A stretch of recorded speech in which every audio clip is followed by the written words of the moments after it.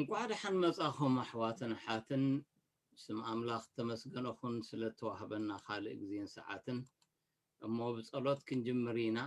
ኣብ ኣገልግሎትና ከዓ ክንከይድ ኩላህና ንጸሊ ወይታ በዛ እዋን እዚኣ ድማ ኣብ ቅድሚ ዝፋን ፀጋኻ ንቐርብ ኣሎና ሕያዋይ ኣምላኽ ኣታደወሃቦ ግዜታትን ኩነታትን ኩሉ ዘይክልክለካ كل نجارات كأزيلو وتأكا أملاخيخا إذا ساعات زي أرما ويتا يسوس نسخا ويتا مسانخ تكون نحنا أرما عباخا ونعقب إذا ساعات زي أنا بيت كامريحنا لنا نبيت أملاخ نخيد بلوني تحقوس كيبلي قال كامو إذا وان زي أبقى قال كاب مسمع خنحقوس نحد حدنا خا ويتاي نبرخات كنكون دقفنا زينا أزي خفو أزي خا تصفى قرص إمو سب تصفى خوينا خنمرالس دقفنا سلاسم كان من سمعنا مسانا خون آيت فلينا آمين ويتات تمسجن خون أحوات ساب بالتوكي خون أبزم ويكا أب فيسبوك زلخون كلاتكم قاعد حن مساخم سم أملاخ التمسجن خون أبز حلفة خلت تغني إن مهار اللوز نبرنا أرستي معبل نبره يوت زبليو أو خابزو حنا قرات رئينا كم سمت أنك معبل منابرتنا مخانو رئينا أما معبل ون كميلنا خنقبلو خمزلنا كبابلنا نعوتنا كند أقدا سنة لاين مخانو رئينا أما معبل مساءتنا ون كنتم كقرلهم زلونا نقرات انتاي كنقبر انتاي كأخن قبر زي بلنا ون رئينا من البات بتخلو معبل عند حالفنا ون اغزيابير أملاخنا تزلمنا يون نتمزدلنا يمدحان أيفال انتبالي ملسنا انتاي يخون زبل رأسنا خنحاتت رأسنا دما خنفتشن كأني تفال على يرينا دحر برتع معبل محلافكا بحريا ونقر أبسب زبت إحنقر انت رأليو تصفى مقراسيو تسفات ورط سلازو تسفا كي قرص ناسب تسفا خوينا خنم ملالس بزح ناي تسفا نتي تسفا ناي أملاخ كنذكرو نقالو كنذكرو نهالوات أملاخ كا كنذكرو إذا خلو رئينا أبتي تسفا مقرات زلو كل شاع زمتص نقر تلقاليو اجزي أبي هرسي إني زبليو እግዚአብሔር ድረስ ዓና ኮይኒ ይስማዓና መንቀለ ዝኾነና ጽሑፍ ከነንብቢና ካብ ትንቢት ኢሳይያስ ምዕራፍ 49 ፍቕዲ 14 ዘሎ ጀሚርና ከነንብቢና ከምዚ ይብል ጽዮን ግና እግዚአብሔር راح أبيلو حاديوني ويتارسيعني بلت سبيت دون فرخرسا كسع زيت رحرحلو نتزت أبو لدا كثر السعي كآل إيو منو مكوانسا أنت رسعت أنس آيكرس عكن إيه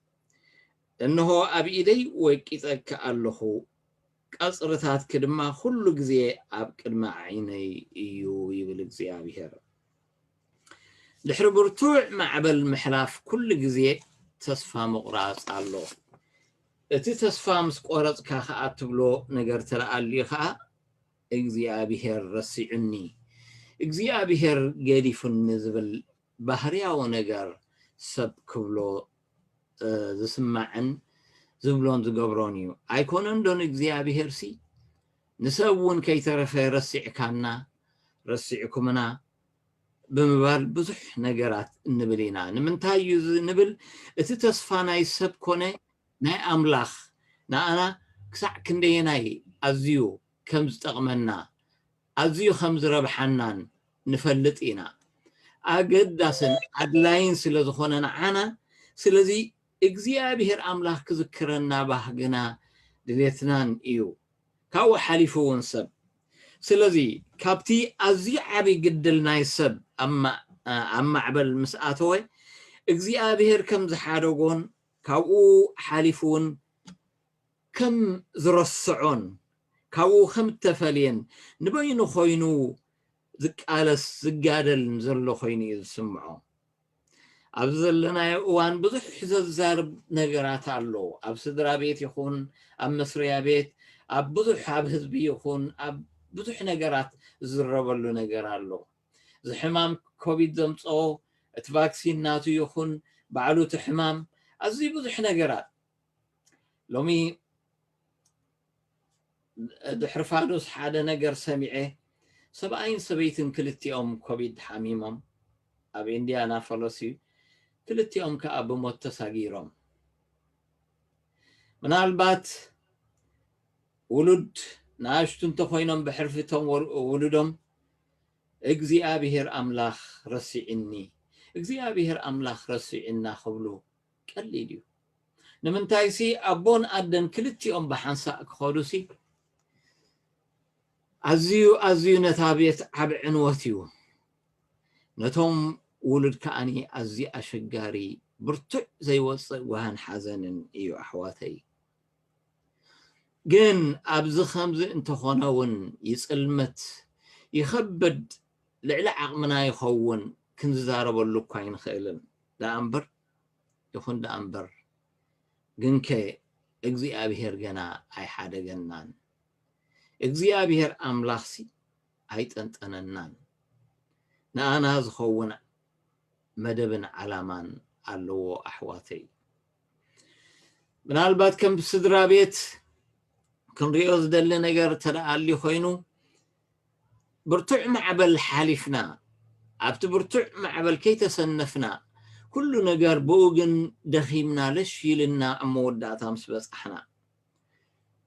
ወጋሕታ ይመፅእ ዶ ዝለመንክዎ ይፍፅመለይ ዶ እቲ ድሌተይ ከይኸውን ዶ ክማልኣለይ ድዩ ዝብል ሓሳብ ኣብ ሂወትና ብዙሕ ሳዕ ብብዙሕ መገዲ በዝን በትን እናሃረመን እናደወለን ክንሱ ኣብ ከምዚ ዝኣመሰለ ማዕበል ግና ሓደ ሓደ እዋን እግዚአብሔር ረሲዕካ እንድዩ እግዚአብሔር ገዲፉካ እንድዩ እግዚአብሔር ምሳኻ ተዝኸውን ዳ እሞ ከመይ ኢሉ ከምዚ ዝኸውን ምበለካ ነይሩ ማርቲን ሉተር ኣብቲ ብርቱዕ من ريفورم ዝገበረሉ እዋን ካብታ ዓባይ ቤተክርስትያን ካብታ ሃዋርያዊት ቤተክርስትያን ተፈልዩ ዓበይቲ ነጥብታት ነይርዎ መጽሓፍ ቅዱስ ኩሉ ሰብ ከንብቦ ኣለዎ ኢሉ ማርቲን ሉተር ጳጳስ ከዓ ኣይኮነን ካህን ጥራሕ ከንብቦ ኣለዎ እቶም ህዝቢ ከዓ ቃል ኣምላኽ ክሰምዑ ተደኣ ኮይኖም ናብ ቤተ ኣምላኽ ይምፅኡ ናብ ቤተ ኣምላኽ ይስምዕዎ ቤተ ኣምላኽ ግና ንሰባት ኣብ ኢዶም ኣብ ቤት ክወሃቦም የብሉን ከየርክስዎ ዝበሃል ነገር መፅዩ ኣሕዋተይ ሃዋርያ ጳውሎስ ግና ከም ደብዳቤ ፅሒፉ ንኩሎም ናብ ኣባይቲ ዝሰዶ ዝነበረ ቅዳሕ እኳ ደኣ ቀዲሕኩም ፅሒፍኩም ንኻልኦት ከዓኒ ነዚ ሓላፍነት ዝፀሩ ሃብዎም እዩ ዝብል ዝነበረ ነዚ ነገር እዚ ተገልፀሉ ማርቲን ሉተር ኩሉ ሰብ ከንብቦ ኣለዎ ተዘየሎ ግን ተስፋ ቢስ ይኸውን ተስፋ የብሉን ቃል ኣምላኽ እቲ እግዚአብሔር ዝሃቦ ኣይንኽልኣዮ ምስ በለ ኖ ኣይከውንን እዩ ቃል ኣምላኽ በታን ከይረክስ ኣብ ኣባይቲ ኣይከይድን እዩ ኣብ ቃል ኣምላኽ ኣሕዋተይ ከምኡ ዝብል የለን ሰይጣን ግና ንሓንሳእ ኣብ ቤት ኣምላኽ እውን سيطان بزح وان أبدقى وصانينا نرخبوز مثلنا بزح وان كن سيطان نبي تصنح مثلكم أبت خريستياني اللو ناتو أبت خريستيان معقرقرت اللو تقبرت اللو حسوت اللو ملاقصت اللو كله ناتو اللو ثم أبدقى زلو دا ديناتو جهودات يوم السوم دا أبوتات انتهي بلوسي قري لما نبي دلي خايلو نابتخدنو يلوا وتم عرقات دوي آخر خاني لو السوم دا تحزات انديوم يلوا سوم already ناتيهم تحزاتهم قنديت تحازل لو أبقزا كبر تازلوم زدربوا له زلوم نعوم يخركب زقادر أحواتنا حاتن سيطان كا كل شع أبيت أملاخ كي ترفع الله بو يو حبرة أحوات سلام زخل بو يو حاسوت تمرتي أبت خريستيان جمر بو يو بضحنا قرات أبت خريستيان كخون النريو سلازي أب كم زد أمسلي تصفاد قرد نبر اللقوان مارتين لوثر انتهي خون كابكم وذا أمسل نجر بزح نجر مسبلتي سعان حمشتنت بتاع التزاريبو كرميوز نبري مسارحتو بروفيسور كومو جون هوس تبهله زينة بتاع تزقريبو مسباب استزاريبو أي كوني مسبله موزن دحرزي كون كوينو ناخن في اللقينا سلزبولو نجون هوس وسيدو اتباباس أقتلو يبلنا أحواتي باباس ننفسخ حلف سيطان دو أو يلني قتال نفسن دحر كوينو باباس سيطان أقول له سلازي باباس انتخونون كي ترفي كتقوم لهم يخيريو أبزو وانزي باباسات كوينم قبر صدوم زقبرو قبر صدوم زتابعو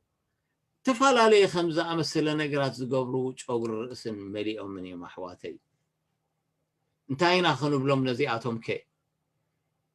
دك أملاخ يوم دينا خنو بلوم بتودى أملاخ أو حاتيات كقبرها يكونوا اللوني homosexual كون أي فكدوا اللوني United Church ناي كندا نجاين لازبيانن سبخت زخونو باباس زخونو شيء محلو مالا باباس كنسو homosexual سبعي تمرعوي سيطان دو أبزا أي نغسنيو أي كبرن ديو أبزا يلون ديو سلزي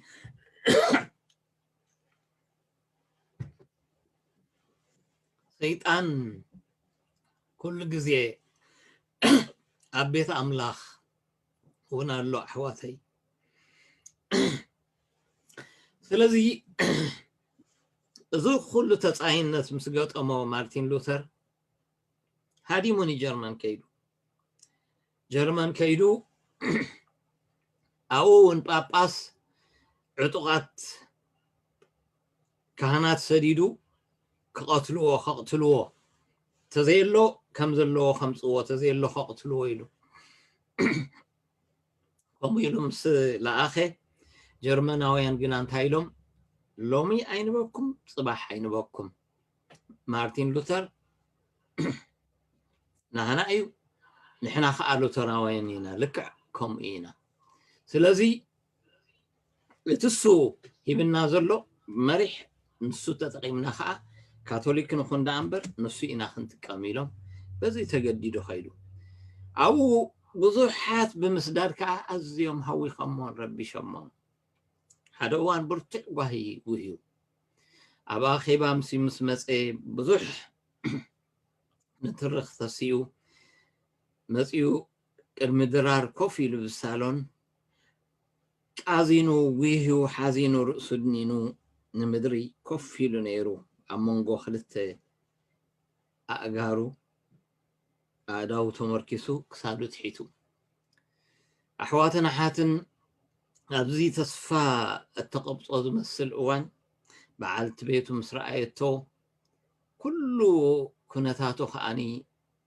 كما يجي حازينو خمزلو ترديا شعون الساخة أخيدا كله كم تناي جرمن بهلي سألم ساني سألم لعلن تحتن كدان سألم شاش سألم غولفو كل صليم غيرها مسياب كلمي أخفيلا شعو مارتين رئيها بيلوا أب حزن ترحم جرمنا وين صليم زخدم مصر أيا شعو من ميتو يلوا من ميتو يلوا مسار ما هاي فلت كان دي خايلاتو هاي فلت كون من ميتو كريستوس إيسوس ميتو يلاتو أملاخ ميتو يلاتو أملاخ ما يموتني أملاخ يموتني هو كما إذا أمون زي موت أملاخ كل كاس أملاخ زموت مثل كارسخا دنين كاثر اللخا انتاي أملاخ زحارو خوينو تسمعيو أنا نسخاتكم من كابر تعمى عبل مسحالفنا من هالبات እግዚአብሔር أملاخ كاتز لما يو أيفال مسبلي بدحريو أبهيوتنا تسفى كقرص زمص ነገር ተደአሊ እንታዩ ራእየሞ እግዚአብሔር ሓዲጉ ካዩ እግዚአብሔር ምሳኻ የለን እግዚአብሔር አምላኽ አብህይወትካ ከምዘ የሎ ረጋግስ አቤሎ አዘይ መለሰልካ አቤሎ ጸሎትካ ተመለሰ አቤሎ ሐሳባትካ ራእየሞ ሁሉ ሰቢቃወመካ በዝንበትን እስኻዝ ትብል ሶምካ አትይብሉ አቤሎ ዳታ አምላኽካ أحواتنا حاتم بزو مخنيات انتاي بلنا إساياس صيون جنايلو እግዚአብሔር رحب يلو حديقني رسعني إيو بلث يبل صيون تمثالنا يتم كلهم صادقان أبقد ما أملاخ دما حدش هيوت زرخبو أمو سماياويت يرساليم كورس زرلوهم تمثالنا توم يا سلزي تسفا قريص أنتايلا እግዚአብሔር ሓዲጉኒ ራሕሪሕኒ ምሳይ የለን ኢላ እግዚአብሔር አምላኽ ግና ይብል ሰበይቲ ዶ ንፍረኸርሳ ክሳዕ ዘይትርሕርሓሉ ነቲ ዝጠቡ ውልዳ ክትርስዖ ይከኣል እዩ ይብል ሕቶ ይሓትት ኣዶ ዶ ንውልዳ ክትርስዕ ይከኣል እዩ መብዛሕትአን ኣዴታት ክርስዕ ኣይክእላን እየን I'm sure حجن تتحتكن ترسعدو تأديت تبلكن نو أي ترسعن مبالكن نيركن جن قال أملاخ انتايبل من مكوا أدي نسا انت رسعت أنس أي كرسعكني እግዚአብሔር انتايبل أدي من البات سبيا كترسع تخيل تخون أنا جنا أيرسعكاني أنا جنا أيرسعكني أب سمعت كي توكلي أب سمعت كاي توكل زحالف كاي كله معبل بزنبة أغسلو كل نجرت أباسن مسملأكا تزلمن كاي لما نون كسع حجة أيفال مستوهالي تبدو حريقو تسألين دامس እግዚአብሔር حديقو كايزو بلو دمسي هاي تسمع عيو انتاي حاب حاسوتيو مفتار كأن ناتو ينحاسوت سلازي نعوي سمعيو بزح وانا زي النقاقة انتاي مسلكم اتي اسهما معنا يزقاقينا قال املاخ ابرتع مع بالكوني اب سلاماوي قزي اتي كنسمعون نيوتنا خانينا أملاخ دي أيكونن لنا ممزن خوخوننا زقبا سمعتنا زي كونس لبنا يهبنا مبزحتو وقنا قلطيفنا دمس نسمع نايمن مسلكم ناي سمعتنا إنا نلبنا هادينا أين سمعونينا لبي قلطيفو منم أي سمعوني نلبي نسمعت جن بحنسا الشق زبلكا بحنسا يرسني زخل عالكان ترك زبلكا نمو كل شيء انتا يقبر نسمعتي تسمعو قلطيفو خنبع يجمر قلطيفو جربب بكبل يجمر اي ريخو خاندو اي بلكو خاندو نبينخا خاطريفكا ولا حدا يلن مساخا كلهم قديفو مخا እግዚአብሔር ሆኖ مساخا يلبون بمبال نبعات هابرس نبعات راح كتكوني قبركا بزو مخنيات صيون እግዚአብሔር رحب بيلو حد يقولني ويتارسي عنا زبالات أحواتنا حاتن نحنا ونسبينا أزي خوالات برتع كسمعك كايو لومي تسمعكم نخون صباح جنا زبرتع المات مسمسة إجزي أبيهر أملاخ مساخم زي اللي خوين كسمعكم يكالي جن إزخ بلوكم أحواتي إجزي أبيهر زمس أي مصع سمعتنا تسمعنا يسمع فتصم أيجد فناني إجزي أبيهر أيجد فناني إجزي أبيهر كجد فنان تدا خوينو كم قائل نجزي أبيهر أملاخ إنبخن بلو حاتياتك أتوكلا تصفاها خباخايو دليتك خباخايو نابل دقيمون دقاقيمون بزن بتن عندها أتنققكا بعلخات فلت أيتد ليننيخا إلكا مستقابيو شعوت راح يجزي أبيهر كابخاز خيد إجزي أبيهر شعو منفسو خباخا يوصل منفس إجزي أبيهر أملاخ كابخان تد أوصي خا راح كاي ترفني خا ساول منفس أملاخ دمان تايب لنا نساول حدوغو كالق منفس متيو خا كسقيو جمري أحواتن حاتن انت رأى زي أبيهر حديقنا منفسو ترى خبانا الجيسو قدامي أزينا خنصاررون أنصارو دو كنبلن ألونا حاتيات غيرنا كل جزي يزق ألس እግዚአብሔር አምላክ መንፈስ ቅዱስ ክምስሎ ኸሎ እንታይ ገይሩ ዘብሎ ተቃላሲ ገይሩ ክሳዕ ሞት ዝቃለሰና ክሳዕ ሞት ኣብ ምሕረት ክንመጽእ ዝቃለሰና ኣይ ሓድገናን እዩ ንእግዚአብሔር አምላክ ደጊምና እምቢ ኣይፋል ሓጢአት ፈትየለኹን ሓጢአት ይሕሸኒ ምስ እንብል ግን ብዙሕ ሳዕ ብብዙሕ መገዲ ምስተዛረበ ካው የልግስ ኣሕዋተይ ንሱ ምሰልገሰ ግን ወይለና ካልእ መንፈስ መጺኡ ሽዑኡ ከም ቃኤል ዝደለየ ክገብረና እዩ መንፈስ ኣጋንንቲ መንፈስ ሰይጣን ሓዲሩ ኣብ ካልእ ዓለም ናይ ጥንቆላ ዓለም ናይ ኣጋንንቲ ዓለም ናይ ብርቱዕ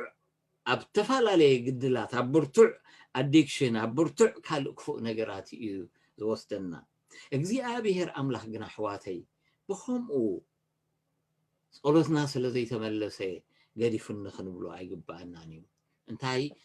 ኣብዚ ግን ክንጥንቀቐሉ ዘለና ኣሰማምዓና እዩ ግድልና ኩልሻ እንታይ ይብል ሰሎሞን ኣብ ምሳሌ 4:23 ብዛዕባ ሰማምዓ ክዛረብ ከሎ ትንጋገዮ ክሕብረና ከሎ ህይወት ካብኡ እያ እትፈልፍል እሞ ካበይ ልዕሊ ኩሉ ንልብኻ ሓልዎ ህይወት ካበይ ኣትጅምር ኢሉ ካብ ልቢ እያ ካብ ነብሲ እያ ኣብ ስምዒት ኣይኮነትን ኣብ ኣእምሮ ኣብ ሓንጎል ኣይኮነትን ስለዚ ሓለፋ ኩሉ ንልብኻ ዝብለካ ስምዓዮ ነቲ ልብና ዝብለና ስለዘይንሰምዖ ተቐዳዲምና ንስምዒትና ጥራሕ ስለንሰምዕ ኣብኡ እቲ ምድንጋር ዝመጽእ ኣብዚ እዋን እዚ ከዓ ኢና ማለት ንኩሉ እግዚኣብሔር ገዲፍኒ ራሕሪሕኒ ገዲፍኒ እንብሎ ህይወት ካዊ ኣትፍልፍል እሞ ልዕሊ ኩሉ ንልብኻ ሓልዎ ክብል ከሎ እዚ ማለት ንኩሉ ገዲፍካ ንልብኻ ስምዓዮ ንዕኡ ጽንበሎ ንሱ ዝበለካ ግበር ንዕኡ ሰዓብ ንማንም ካልእ ነገር ኣይትስማዕ ንሰብ ኣዝዮም ብዙሓት ስለ ዝኾኑ ይትስማዓዮም ኣዝዩ ምሁር ስለ ዝኾነ ይትስማዓዮ ንመን ደኣ ስማዕ ንልብኻ ስምዓዮ እግዚኣብሔር ክዛረብ ከሎና ኣና ብልብና ይዛረብ ኣሕዋተይ ሓለፋ ኩሉ እግዚኣብሔር ኣምላኽ እቲ ንሕና ክንኮኖ ዝደልየና እቲ ፍቓዱ ንኣና ይዛረብ ብዙሕ እዋን ግና ንሕና ካበይ ኢና ንጽበ እከለ ነቢይ እሞ ቃል ክህበኒ ብዛዕባ እንታይ ርኢ ይኸውን ብዛዕባ እንታይ ሓሊሙ ይኸውን ብዛዕባኻ እዝን ርኤ ካብ ሰባት ክንረኽቦ ሃረር ንብል እዚ መናፍቅነት ኣብዚ ግዜ እዚ ገኒኑ ዘሎ ኣዝዩ ትምህርቲ ሓሶት እዩ ኣሕዋተይ እዚ ብስምዒት ዝነቐለ ብዙሕ እዋን ሰባት ብዛዕባኦም ክትዛረብ بزعبا أم رئي سميع ختبل أزيهم يمزهنطيو أزيهم يمزدليو إتدا عبيد خام نايسب زيو إتا عبيد خام نهنا السمخان فليتو سيطانكا بقى يزمت سلازي دو حربرتو معبل مس حالفنا صولتنا مزي ملس عبز اوان ازي بزن بتن كوا هيفال إلنا نجزي أبيهر أملاخ طبيقنا تحزنا يوجن مسخا يلن رأيمو كلهم قريفة ومخا نبين خاطريفكا اجزي أبيهرون مسخا يلون كبري جمل سلومون من تايو حلفا خلون لبنا خنصوم عزبل زلو لب سلسة نقرز حازيو أمرون لو اتنقال أملاخ زمرمر نقال أملاخ عميقو زنبوبو زفلطون زوهلولون مريم جنا انتهيلو نقالو عبلباتو وهلولو نبرت يبل أبي عبلبا خبر كله أبتي أمرو أو توهلولو نبرت كل نصنعو تقسي كل زسبخلنا زنقرلنا الناس تماقرو مزامورتو كل قالاتو كله ميمورنا هنا أمرويو أو يزغرص أو يغرص مو أو يحزو شعو أبقل نجر فتنا بزمسأوان يسوس كريستوس صحفيو لازم أذكرله نبيو أب كمبيوترو أب تداتا ناي كمبيوترو خيدو أبي أو أمرو خيدو صحفيو ندابله خبولي كده كابز داقم دامسه ببحده صحفيو ندابله كتقصلو جمره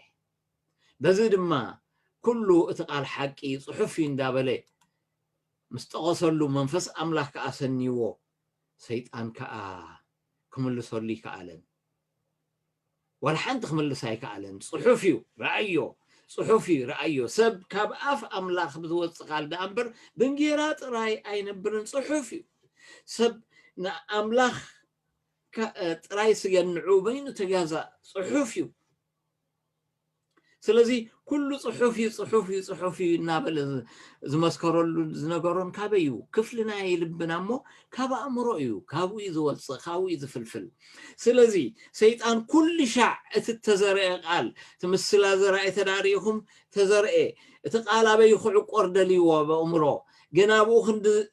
سفراو خند زبل أبكال تبتينو أبدرت مجدي أبي قرئ شوخ أبا خاوح أب بزح مريت زي بلو قال يوخ أبتما صبق مريت زلو ودقي تصبق مريت زلو ودقا زبلو أمرونا أيو نجزي أبيهر أملاخ أمرونا حواتي اجزي أبيهر أملاخ نعون قدس نجر موهللن داتان ناي كمبيوتر ناي سب إيو سلازي كل داتا ناي اجزي أبيهر أملاخ تمهرنا يو خاب قالو زصنعنا يو أبيت مرتز زخدنا طبقو خن حماقو أمرو إذا حزو سلازي حدا نقر فتنا مزوت صحوفي لمتان كمل السابت زلو وداتا أبو أمرو إذا خيد أبو أمرو خيدو خاني نتو صحوف شعو كمرمرو يجمر مونتايبل صحوفيو قبل يجمر بزخ آخرت يجمر سلازي أحواتنا حاتم قال أملاخ كل جزيه أب لبنا خوه هلال ألو أب لبنا مريم جنا نخلو بلباته وحلو نبرت قبل كله أب كفلنا يلباخ أب تأمره مالتي اتخالا أي كأ أم نفسنا أب لبنا زلوخ أني سمعتي زي منفس يو سمعت النبلوزي اتمنفس أبي سجانا سمعت وعين زحلن دبل زي كونس منفس يعقوب كهدم كله نبيت لابانا كوسي أبتا مدرز مسيتو مدر مسدك أساب أمس حادرة دحر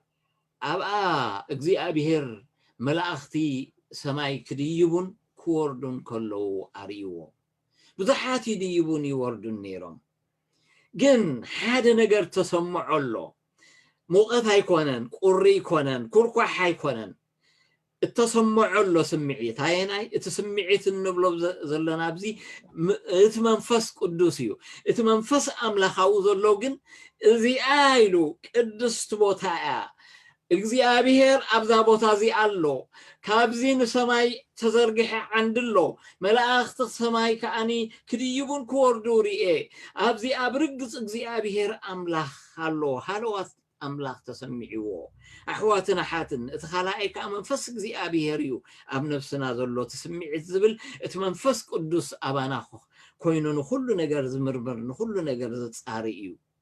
أمره كل نجار يوهلل اتمنفس كأني نخل يبلو أمره نبابيو نتزر نجارات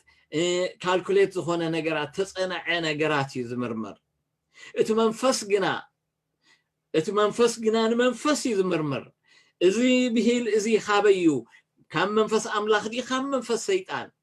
ناقان انتريويس نايتقدس منفس نزو خلو خاني يمرمرو وكذا كمر ركبنا خلو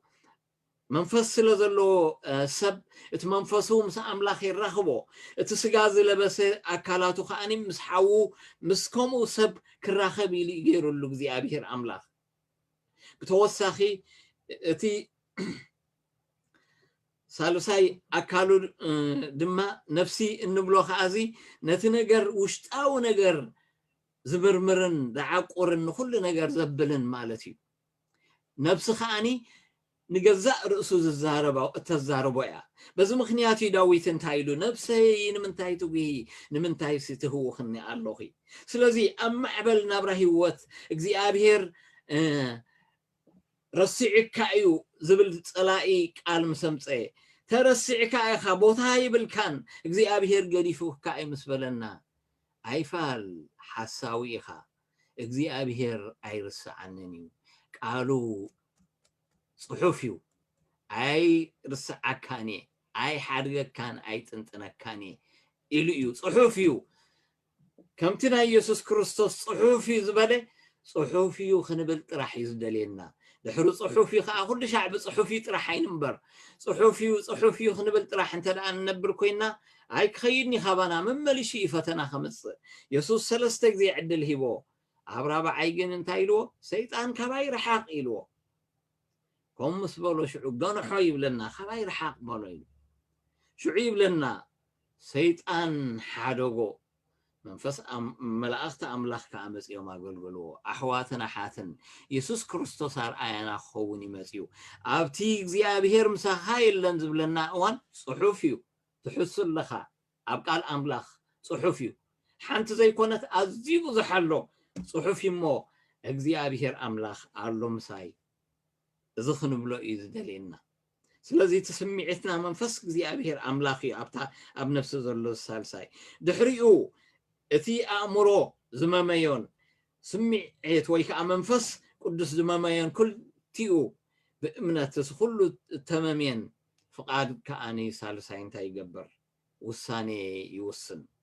مرجو تصدق زبالة حق زبالة كله تسنيو أمره زيو سلازي أنت تقبل كاي صدق يبل سمعتك هو مرميريو إذا خام منفس أملاخ كم منفس قدس يبل فقاد كأشعون خلت يبيلو حنقو فايلي قبلو صادق جناب إمنتي زنبري بالشعو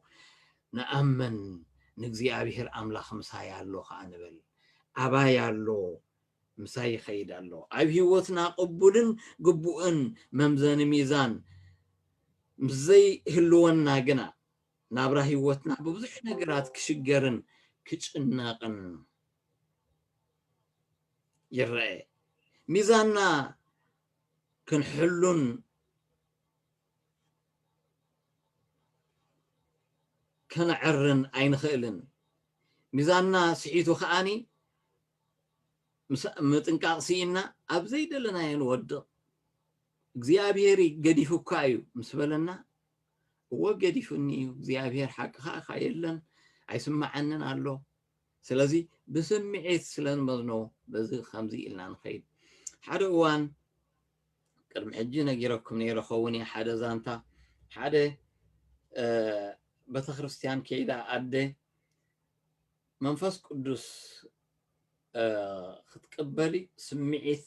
ኣባኸ ቅድም ክመጽእ ኣለዎ ኢሉ ከምዚ ድሓን ክስምዓኪ ኣለዎ ኢልዋ ብሩህ ገይሩ ኣይገለጸላን ስለዚ እንታይ ኢላሳ እቲ ድሕነት ዝበሃል ነገር ስምዒት ገይራ ወሲዳቶ ስምዒት ገይራ ወሲዳቶ ከምኡ ኢላ ከዓ ትመላለስ ነይራ ኣብቲ ቤተ ክርስቲያን ስምዒት ጥራሕ ገይራ ትወስድ ነይራ ሕድገት ሓጢኣት ኣይረኸበትን ኩሉ ሻዕ ከዓኒ ትነብዕ ትበኪ ተብል እዚ ስምዒት እዚ ሓደ ሓደ እዋን صدقت كويني سمع مزمور مسدمقه حد وان كمزمور مستسانه بين مسترفت كاجزي ابير حدغا كويني سمع سلازي اب كمز لهلوان نودا انت ايلاتو انت راه دحينكا منفس زي ابير ابا خايمصمو سمعيتي سمعك سلازي زودي خمن اسي مساي خيد حد وان كلهم من اسياتي وصمو تقبل نغويتا قرأت بهاي اللي حاتياتي أمين الله خويلهم يموتوا دحين خايبلو نسجنا يملس حاله وان شعو يلو انتهي صيغمكا تاقل قالي انتهي قدلك كل شعت متصيخا انتهي من البات تصيغمكا كنزارب يلو مستزارب وشعو ما إلها النسي انت رأخ دحن كوينكاس منفس أملاخ متصي أباخا صبوك سمعك له أنا خا نويح لمين خصع حج قنت سمعيتتي أباي هاي مثلا شعو يلو ودي يلو تعشي خالخا تقاقي خالخا قال أملاخ انتاي زبل نتوم تقبلوا وزبلوا قنا بسمون زآمنوا قنا ولد أملاخ خونو مسل حابوم يزبل نخرستوس إيسوس تقبل كايدي خا يبل قبل بخا خمس بوتا لكادو هيب كايدي خا وكل شعي بوتا زهبو كل شعي أزلمونو أبايك مسجن مسي يفلتني أمين إلكا تقبل ليلو أمنو نسوخ أباخا زحدر منفسخ بكايو ملك اتملك كذب لها كاديخا خاات منفس مس منفس كاخوينو أوشتخا ولد أملاخ مخانكا مسكر كمسكر الكايو سمعيت هايكون اندسمعك كان تايدا مسكر أوشتخا كاب أملاخ كم تولد كاي زهبكا سلازي أحواتنا حاتم حدا اوان كان عشوينا منفسك زي ابيهر املاخ تقبو مدحان تقبول مدحان ابانا تر ازي هاليون بمزامور ازينا نحقوس بهيب لنا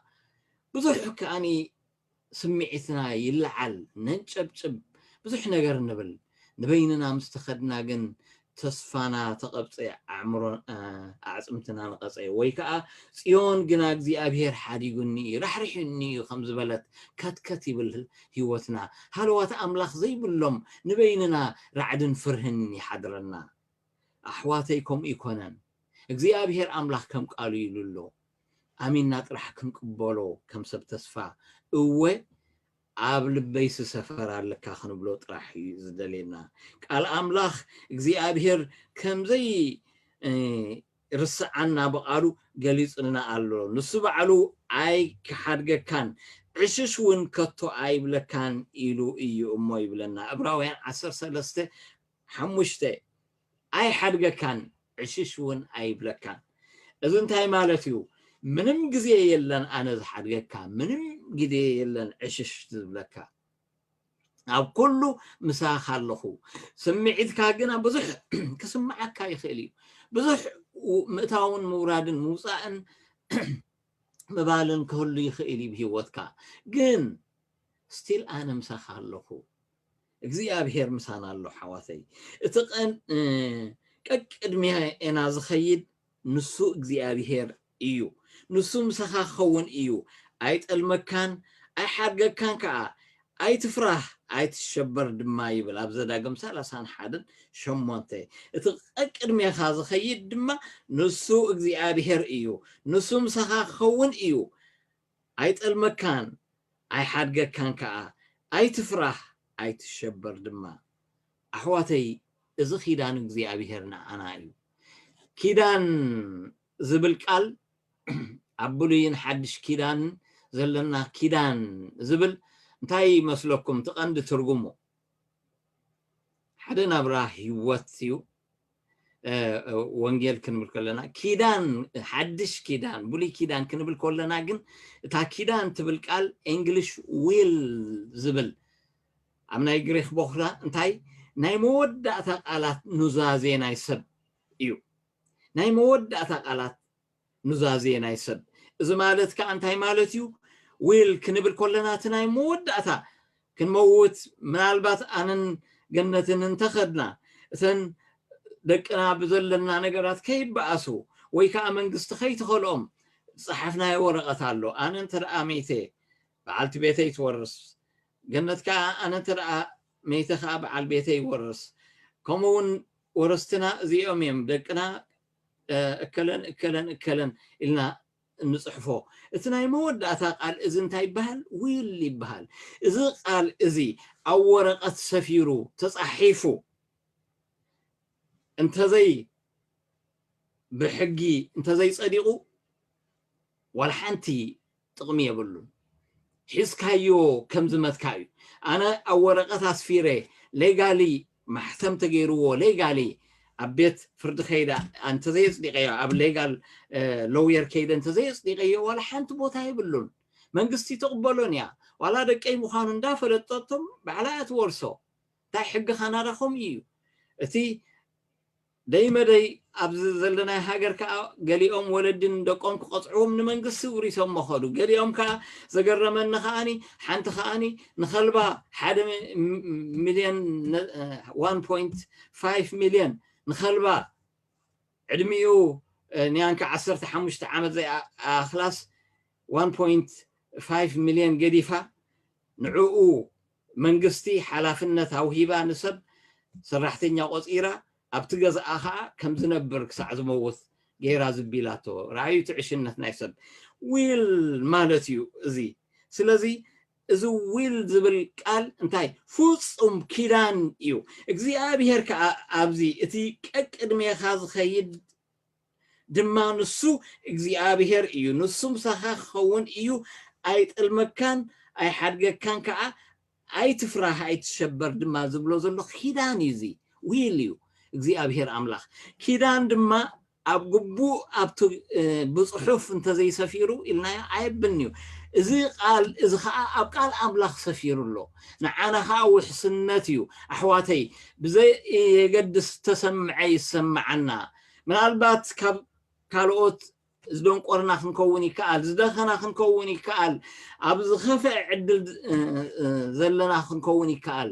ግን እግዚኣብሔር ከም ዘይሓደገና ንፍለጥ ካብቲ ሓደ ክፉእ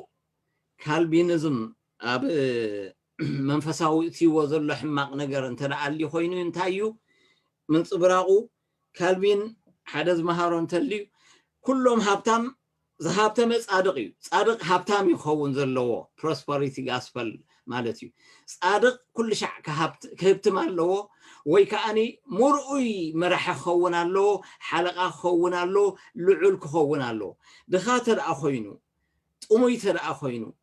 ሕሱር ተደኣ ኮይኑ እዚ ሓጥእ እዩ ማለት እንታይ እዩ እሱ ካልቢኒዝም ክፅውዖም ከሎን እዚኦም እንታይ ይብሎም እዚኦም እቶም ሕርያት ኣይኮኑን እቶም እንታይ ደኣ ንሓጢኣት ተሓሪ እዮም ፀሊም ዝኾነ ይኹን ፀሊም ንሓጢኣት ከም እተሓርየ ካልቢኒዝም ከምኡ ገይሩ ቀደም ኣቢልዎ ሕጂ እኳ ገሊኦም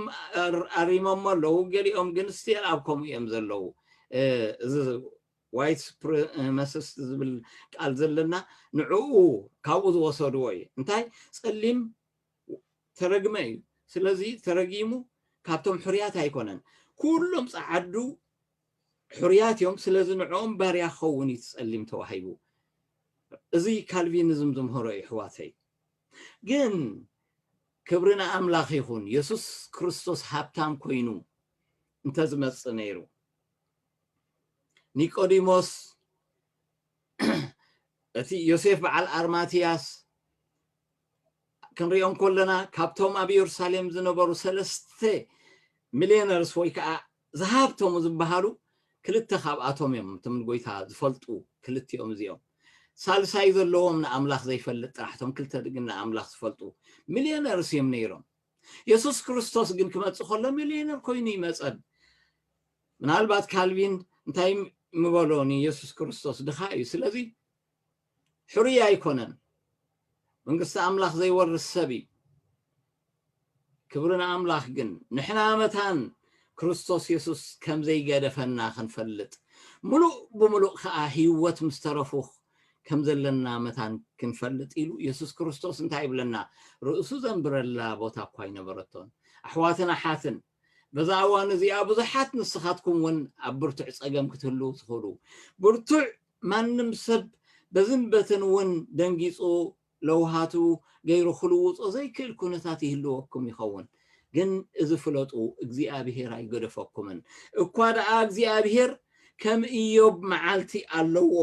ናብ ዝበለፀን ናብ ዝለዓለን ዝሓሸን ቦታ ንኣኻትኩም ንምድያብ ኣይሓደጎኩምን እቲ ኺዳን እዚዩ እቲ ቅድሜኻ ዝኸይድ ድማ ንሱ እግዚኣብሔር እዩ ንሱ ምሳኻ ኸውን እዩ ኣይጠልመካን ኣይሓድገካን ከዓ ኣይትፍራህ ኣይትሸበር እዚ እትተዋሃበካ ኺዳን እዩ ብዙሕ እዋን እቲ ቅንዲ ሓላይን ተበጃውን ዝኾነና ጓሳ ኩሉ ግዜ ኣቐዲሙ ቀቅድሜና እዩ ዝኸይድ ኢየሱስ ክርስቶስ ተዳሪኹሞ ሕያዋይ ጓሳ እንታይ ኢሉ እቲ ሕያዋይ ጓሳ ቀቅድሚ ኣባጊዑ ይኸይድ ኤርትራዊ ጓሳ እንታይ ዝገብር ብድሕሪት እዩ ዝኽብኩበን ብቅድሚት ሽዑ ወኻርያ መፅያ ክትወስደሉ ትኽእል ዝቢ መፅኡ ከብለሉ ክእል እሱ ብሕልፊ ደቂ እንዳዕለሉ መንእሰያት ቆልዑ ኮይኖም እንዳኸብከብዎ እንዳኸዱ ክፃወተለን ይኽእል ኣብ እስራኤል ግና ከምኡ ይኮነን ነውሪ እዩ ከምኡ እቲ ጓሳ ቅድም ክሓልፍ ኣለዎ ተናባጊዕ ከዓ ይስዕቦ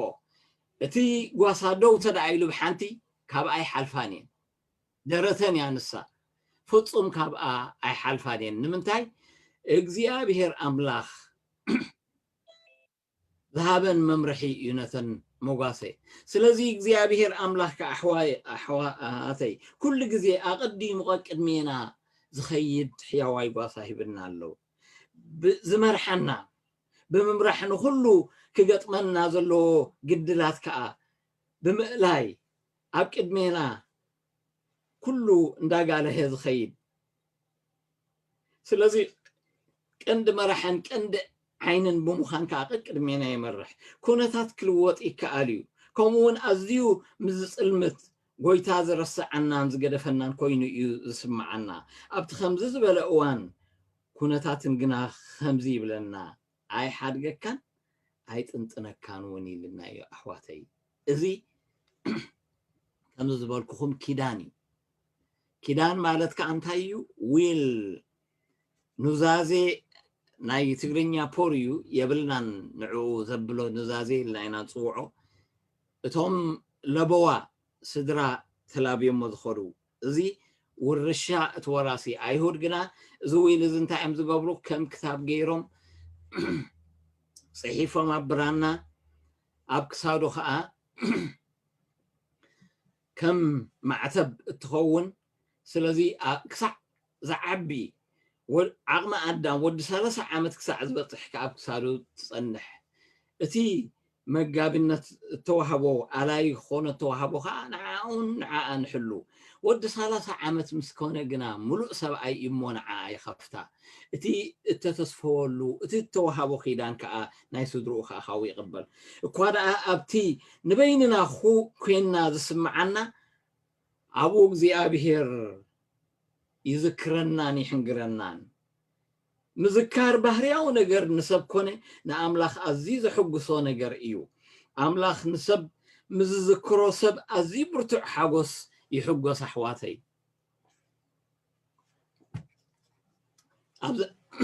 ኣብ ዘፍጥረት 8 ምዕራፍ ከምዚ ዝብል ቃል ኣብ ፍቕዲ ሓደ ነንብብ ኣምላኽ ከዓ ንኖህን ነቶም ምስኡ ኣብ መርከብ ዝነበሩ ኩሎም ኣራዊትን ኩሉ እንስሳን ዘከረ ይብል እግዚኣብሔር ንኖህ ንስድርኡ ካብ ዘከረ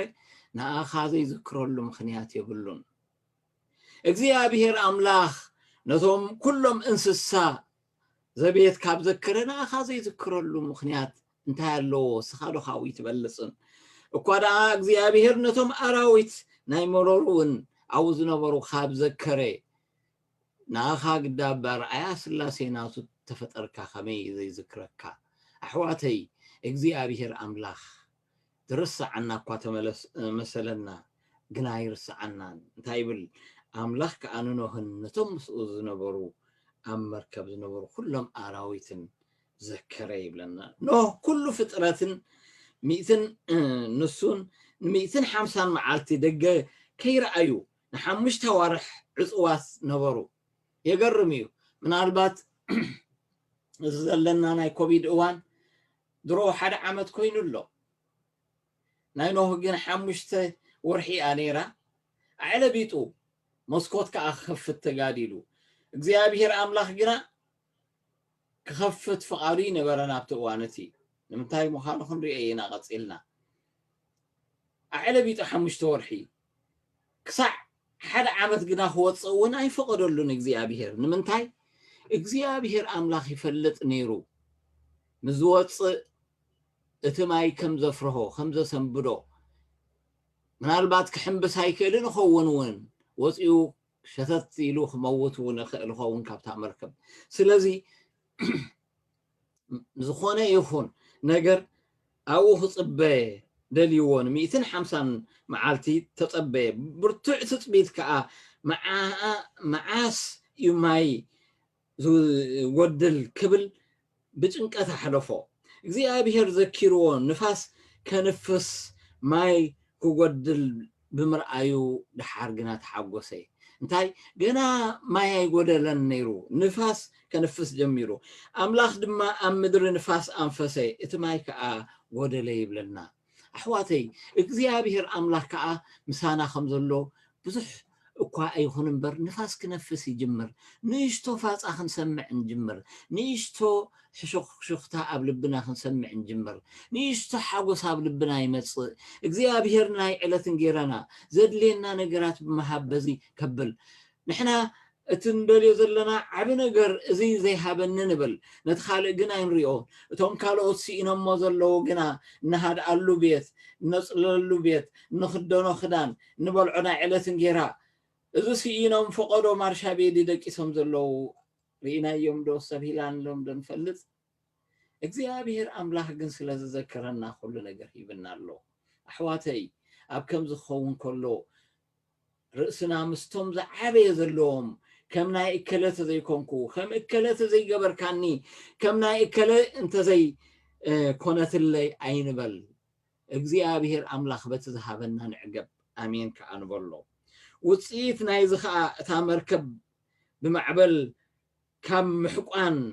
ናብዝን ናብትን ንፋስ ካብ ምድፋእ ሃዲኣ ኣብ ኣራት ዓረፈት ይብለና ማዕበል ይሓቕኖን የብሎን ነይሩ ስለዚ ንፋስ ስለ ዝነበረ ይሕቆን ነይሩ ሕጂ ግን መጀመርያ እንታይ ይብለና ኣብ መሬት ኣብ ሰማይ ኣብ መሬት ኣብቲ ኣኽራን ናይ ኣራራት ኣብ ዓረፈት ይብለና በሪኽ ስለ ዝኾነ ኣብቲ በሪኽ ቦታ ኣብ ዓረፈት እግዚአብሔር ንኩሉ እቲ ዝሕቆኖ ዝነበረ ክዓርፍ ኣብኡ ትዕረፍ ገበራ ኣብ ዘፍጥረት 8:5 ከምኡ ይብለና ካብቲ ኣኽራን እተረኣየሉ 40 መዓልቲ ፀኒሑ ኖህ ንመስኮት እታ መርከብ ከፈቶ ኳኽ ርግብን ብመልኣኽ ከዓኒ ተሃዊኹ ከብል ጀመረ እቲ ኳኽ ግና እግሩ እኳ ዘዕልበላ ስለ ዘይረኸበ ተመልሰ ይብለና መሊሹ ከዓኒ ካልእ ኳኽ ሰዲዱ ድሕሪ ኣይተመልሰን ይብለና ድሓር እውን መሊሹ ርግቢ ሰዲዱ ንሳ ከዓ እግራ ትዕልበሉ ስለ ዘይትረኸበት ተመልሰት ድሓር ካልኣይ ሰደዳ ቆፅሊ ሒዛ ከዓ ተመልሰቶ ኪዳና ተኽብር እያ ነይራ ኣብ ሳልሳይ ግና ሰዲድዋ ኣይተመልሰትን ኣሕዋተይ እግዚአብሔር ኣምላኽ ንኣና ኪዳኑ ዝሕሉ እዩ ኩሉ ግዜ ግን ኣሕዋተይ ከም ፍቓዱ ክንፅበይ ይግባአና እቲ መስኮት ናይታ መርከብ ተሃዊኹ ይኽፈቶ ድሕሪ 5 ወርሒ ካብኡ ግና እንታይ ይብለና ን7 ወርሒ መመልሹ እንዳኸፈተ እዝነትን ይሰድድ ነይሩ ብሃወኽና ከዓ ብዙሕ ነገር ንፍትን ንሕና ብዙሕ ገንዘብና ነፍስስ ብዙሕ ነገራት ድማኒ ንደክም ንሃልኽ ستيل كأግዚአብሔር አይመልስም ንምንታይ ከም ምዃኑ ትፈልጡ ዲኹም እግዚአብሔር ከኣ ይብለና ኣብ ዘፍጥረት 7 ምዕራፍ ፍቅሪ 16 ተኻላይት ሓሳባ እግዚአብሔር ከኣ ብድሕሪኡ ዓፀዎ ይብለና ነቲ ማዕፆ ነቲ መስኮት ንኖህ ምሰእቶ ንኩሉ መስኮታ ኮነ ማዕፃ እግዚአብሔር ባዕሉ ዓፀዎ ይብለና ነቲ እግዚአብሔር ዝዓፀዎ መስኮት ክትከፍቶ ኢልካ ኣይትቃለስ ኣይትጋደል ኣይኮነን ክትላዲ ክትነብዕ ክትብል ክትነብር እንተዘይኮይኑ ካብኡ ዝሓለፈ ትረኽቦ ነገር የለን ንኣምላኽ ሃዲእካ ተፅበዮ ባዕሉ ዲዓፂዎ ንሱ ክሳዕ ዝኸፍቶ ተፅበዮ ብቕብጥር ክትረክብ ትኽእል ኢኻ ዘይኮነ ነገራት ከተብል ትኽእል ኢኻ ግን እግዚአብሔር ኣምላኽ ስለ ዘይፈቐዶ ንሱ ይኮነን ትፈልጡ ዲኹም ናይ ብዙሓት ናብራ ህይወት ወይ ናይ ሓዳር ንምንታይ ቀልጢፉ ከም ዝውዳእ ፍቓድ ኣምላኽ ከየለለዩ ብስምዒት ስለ ኣብ ናሓድሕዶም ስለ ተፋቐሩ ስጋዊ ፍትወት ፈቴካ ስለ ዘበለ ነዚ ነገር እዚ ሓቂ ድዩ የፍቅረኒ ድዩ ናይ ልቡ ተፍቅረኒ ድያ ናይ ልባ ሞራላዊ ህይወታ ምሳይ ትኸይድ ድያ ትሰማማዕ ዲ ተፍቅረካ ትኸውን ሓቂ ይኸውን يفكرك يخون نايلب يخون بهرهم اندحر زي الراخب كوينو جن وعيلو حاديرو بأسن هلخن بزيحو كفرس يتحدار እግዚአብሔር አምላኽ መምዘን ዘሃበና ኣሎ በሓንቲ ነገር ጥራሕ በስምዒት ጥራሕ አይኮናን እታ በዓይኒ ብምርአይ ፈትያህን ዝብል እቲ ናይ ስምዒት ኢሞሽናል እዩ ግን በእምሮ ክንመዝኖ ዘለና ነገራት ኣሎ ባህራን ይራኸብ ድዩ ቃል አምላኽ ተአማንን ብዘይ አማንን ታያራኸው ይብል አማን ድዩ አማን ዲያኸ ሱጥራሕ አይኮነን ምናልባት አሕዋተይ ብርግጽ ዓሌተኛታት ክንከውን አይግባእኒ ከማ አገልገልታ አምላኽ ግን ግዴታና እዩ ክንምህረኩም ሓደ እዋን ናይ ዓሌት ነገርውን ግድል የምጽዩ ስለዚ እዚ ሰብ እዚ ጥራይ ናይ ምፍታው ዘይኮነስ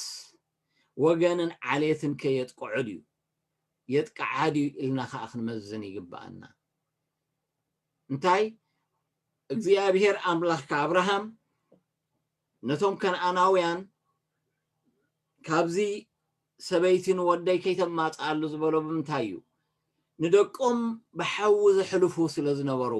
ኣነ ኣማንሶም ዘይኣመንቲ እያ እዚኣ እቲ ዝሓሸን ዝበለፀን ኮይኑ ዝረኸቦ እሱ ካብዚ ተእትይልዎ ኣማን ከዓ ከምዘይረክብ ከዓ ይፈልጥ ድሓር ግን ከዓ እንታይ ኢልዎ ኺድ ካብ ቤት ኣቦይ ንምንታይ ኩሉ ግዜ ኣተዓባብያኻ ነዞም ኣብዚ ተወልዱ ደቅና ብዙሕ እዋን ንሕና ኤርትራዊት ሰበይቲ ከተመርዑለካ ኢትዮጵያዊት ሰበይቲ ከተእቱለካ ወዲ ዓድኻ ጓል ዓድኻ ወዲ ዓድኺ ጓል ዓድኺ ንብል እዚ እውን ኣይሰርሕን እዩ ንምንታይ ኣብዚ ተወሊዱ ኣብዚ ዓብዩ ቋንቋ ዝዛረቦ ካሊእ እዩ ቆርበቶም ንኣና እዮም ዝመስሉ ውሽጦም ግን ካሊእ እዩ ንበናና እሞ ረኣይዎ ደጊኡ ብጫ እዩ እቲ ናይ ውሽጢ እንበልዖ በናና ግና ፃዕዳ እዩ ክልተ ሕብሪ እዩ ዘለዎ እዞም ደቅና ከዓ ክልተ ሕብሪ እዩ ዘለዎም ኣብ ገሊኡ ንዓኣቶም እውን ካብ ኤርትራ ኣምፂኢካ ኣፋፈኖት ዘይብሉ ትግርኛ ዘይብል ካልቸር ናይዚ ዘለዎም ፂኻ ተዳኣቢልካ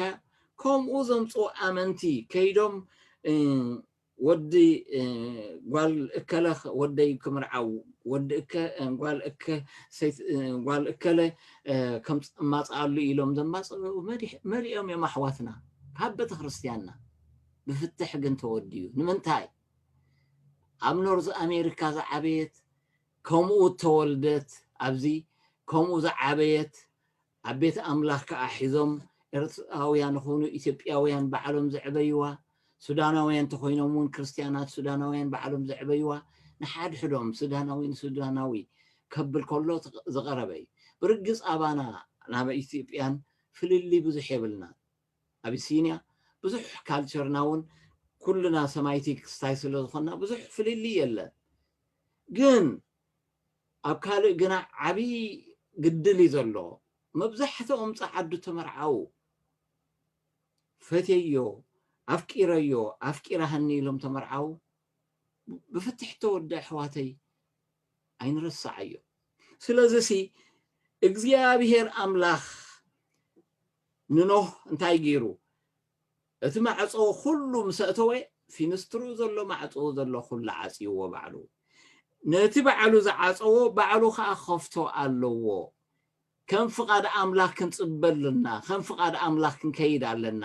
እዚ ዝብለኩም ዘለኹ ብዙሕ እዋን ዝቐለለንቲ መረዲ ዝኾነናን ናይ መርዓ ስለ ዝኾነ ብኡን ወስድ ኣምበር እዚ ነዚ ጥራሕ ኣይኮነን ናይ ስራሕ ይኹን ናይ ካልዕ ምሕዝነት ይኹን ዕርክነት ይኹን ዝኾነ ይኹን እግዚአብሔር አምላኽ ዘይፈቀዶ ነገር ቀልጢፍና ኣይንእቶ ቀልጢፍና ሓደ እዋን ኣብ ቢዝነስ ጥዑዩ ንፍዕዩ إلنا أنا أتولو من البات نفع كون خيل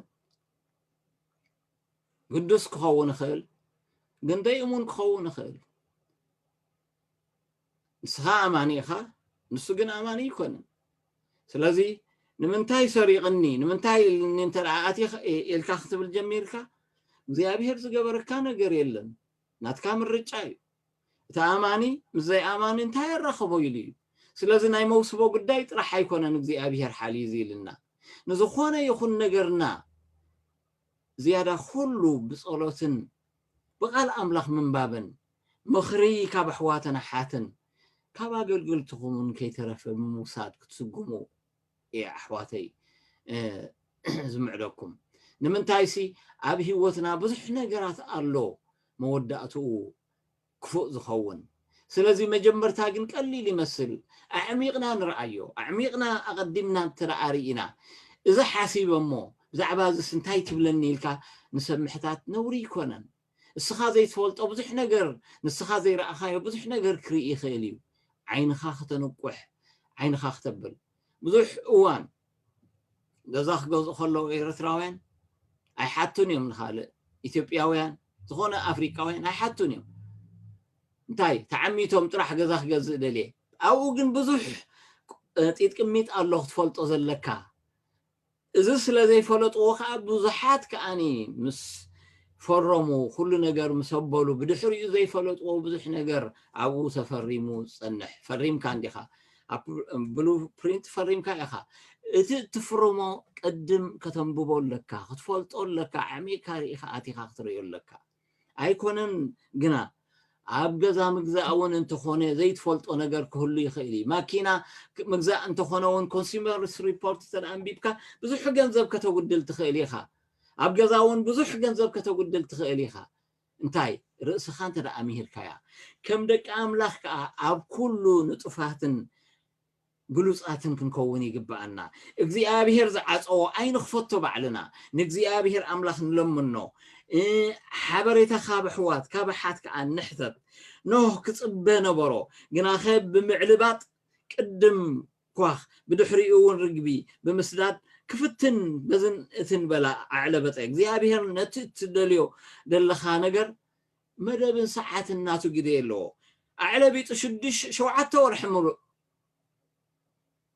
እግዚአብሔር ባዕሉ ይዓፂዎሞ ወፃእ ክብለኒ ስለዚ እንታይ እቲ ኒሉ ስቕ ኢሉ ዓሪፉ ነይሩ ተዝኸውን ኣይ መዕለበጠ ብዘይካ ዕለበጠ ኣብ ሰዓታን ግዜኣን ምስ ኣኸለት እንታይ ይብለና እግዚአብሔር ድማ ይብለና ንኖህ መፂ እንታይ ኢሉ ንስኻን ስድራኻን ቤትካን ኩሎም ምሳኻ ዘለውን ካብ መርከብ ውፃእ በሎ ይብለና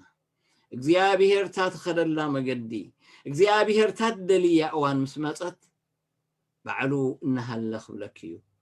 ዋላ ተዘይረኣኽያ እውን ኣምፂኡ ብሰባት እዚኣ ታደልያ ክህበክ እዩ ክትወሃበክ ክገብር እዩ ንኣምላኽ ግና ከምኡ ስለዘይንፅበ ብሃወኽ ንርእስና ንርብሾ كسع ما أساين بلق زي أبيهر ترى عصيوه تمعصو مسعصو كسع زخفتون الصبي حواتي سلازي زي أبيهر سلازي دحر برتوع معبل بسلانا قصلنا كي تودي عيفال إلنا ملسم السأنا تسألعي بمتايز مسأنا زي أبيهر مساخا يلن قنا حواتي بزي قد سكوناتاتي اللوط زي أبيهر مسانا اللو صباح كن صلوئنا ويتات تمسجنا خن أبيه واتكم زي أبيهر مساخم كخون 244 سبات انترفيو كتقبروا لكم مالت هيكونن حلفاتهم 244 حلوات أملاخ قبل بخاء السخايخات فلطو قالون يلن እግዚአብሔር ኣብ ልቢ ይዛረብ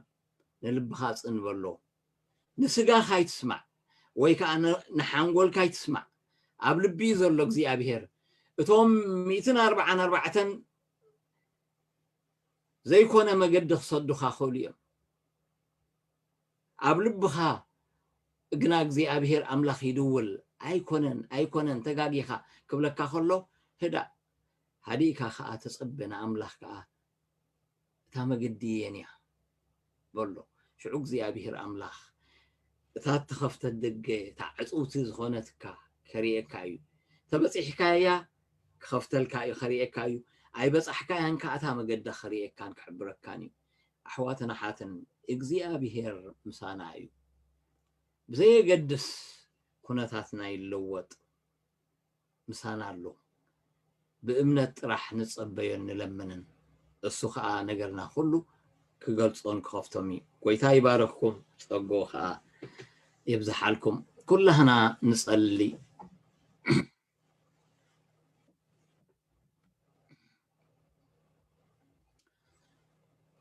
آمين أسكي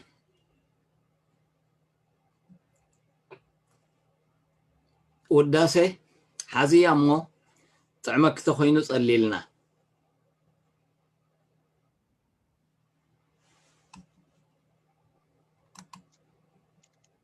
እግዚአብሔር ተመስገን ይሁን ስማዕ ኣለኹ هو ጎይታ ባረኽካ ፓስተር ተኸስተ آمين ሓቂ ህያው ዝኾነ ዚ ክርስትናሲ ክንደይ ይረዝን እናበልኩ ሰምዖ ፀኒሐ ብዛዕሚ ካይትኸና ዓሚ ካትምህረና ኣለኹሞ ኣምላኽ ብሓቂነት ንሰምዖ ዘለና ከምኡ ክነብሮ ከምቲ ቃሉ ስቃል እግዚአብሔር ስኻብ ክልተ ዝኣፍ ሰይፍ ይበልሕ መንጎ ዓፅምና ጎናት ከዓ ይፈላሊ ሰጥም ከዓ ይብል ኣምላኽ መስገን እዚ ኣብ ህይወትና ሰጢሙስ ንምድሓና ይኹነልና ሃራይ ንጸሊ ጎይታ ነመስግነካ ኣለና ስለ ኩሉ ምሕረትካ ውስነትካ ስለዚ ብካና ዘለኻ ዕድል እግዚአብሔር ኣቦ ባእኻ ስለ ዝኾነና ተመስገን ከምዚ ዝበለ ስቡሕ ማዕዲ እግዚአብሔር ኣምላኸይ ብሓቂ ብገንዘብ ኣይርከብ ኮሊኻዊን ስለ ደለኻዮ ዘይርከብ ግና ከፈኣትካ ኮይኑ ከም ዝበለ ማዕዲ ጌርካ ክትምግበና ክትምህረና ከተፃናናዓና ከተበርታዓና ዘይፈለጥና ኢኻ ክንፈልጦ ትምዕደና ስለ ዘለኻ ብሩኽ መንፈስ ቅዱስ ተመስገን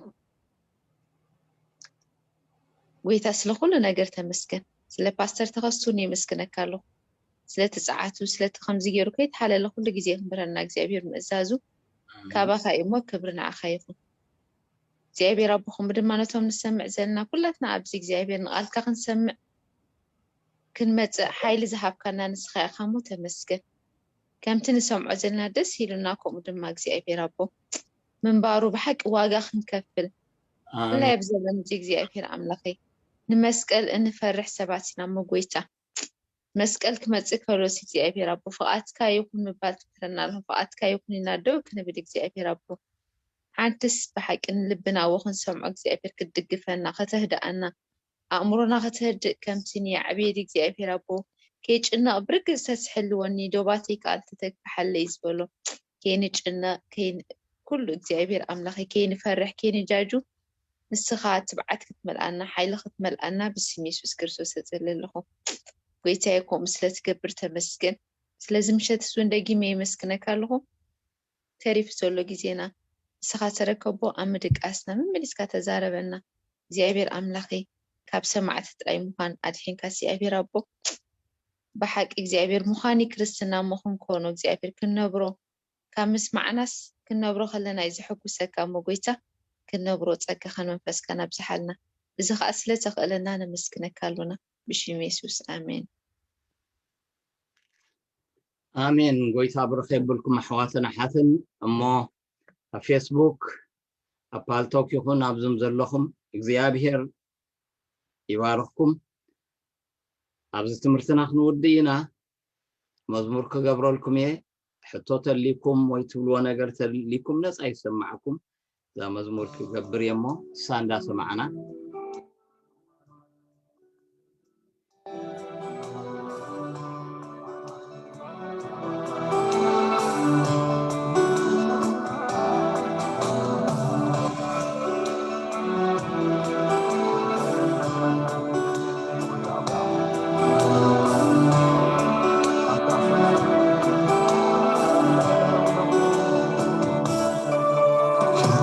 مساخة تحسي عبز خرب تقمتكو ياخلني كخير كسكر مع معدو نابتي خبري وتاز دالخايو نابتي خبري وتاز دالخايو تحس مساخة تحسي عبز خرب تقمتكو ياخلني كخير كسكر مع معدو نابتي خبري وتاز دالخايو نابتي خبري وتاز دالخايو الدحيخة يقوي سحابني بالقمر فرخة سحابني الدحيخة يقوي سحابني بالقمر فرخة سحابني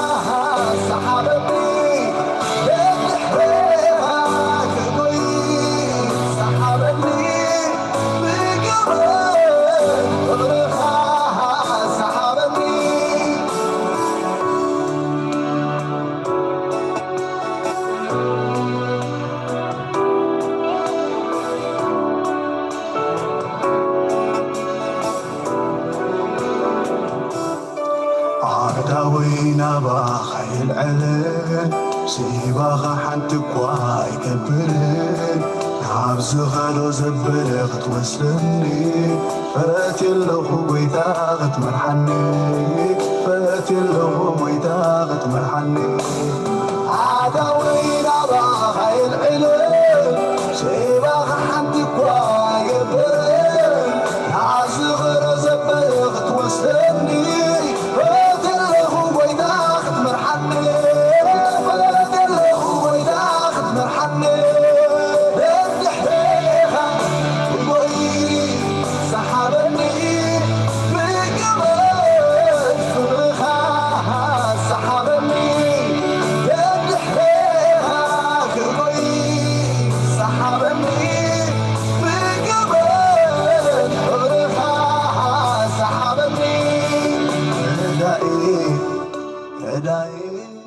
أحواتنا حاتن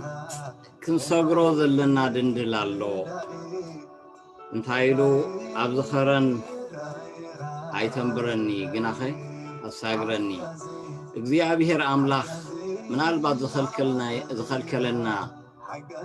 ድንድል ተዳልዩ ክንሰግሮ ዘለና ክንበትኮ ይግባአና ንጸሊ እግዚአብሔር ዝዓገተና ነገር ከልግሶ بإمنة مساخاي اللن زبل دمسي عقات سرع خوين لومي باسم يسوس تنبركينا نصلي كابو امرنا كاب حسابنا كل الجيسو خا حلواتو مسانا خمزلو فريقنا يو ويتا يبارككم فيسبوك هنا ابزوم ابالتوك زلهم እግዚአብሔር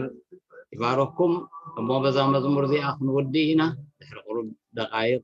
ستريم كعصوه بوخن سانا بتينا ويتا مساقم بخواصي تفتو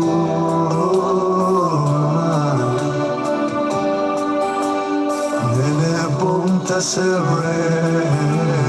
مزنان سرحكا نهزون الدماء مستنعناتك من مغمرا نزيد ليغا من مغمرا يسوس نزيحاتك من مغمرا نزيد خربها من مغمرا نزيد سوعها من مغمرا نزيد ليغا من مغمرا يسوس نزيحاتك موصلنا إليتي أبا فيسبوك زلخم እግዚአብሔር ይባርክኩም እቶም ድሕርኩም ዝኣተኹም ከዓ ኣብ ፌስቡክ ተመሊእሎ ኣው ኸይድኩም ቀጽልዎ ስምዕዎ ወንጌልኩም ዝኣተኹም ፌስቡክ ዓጥኩም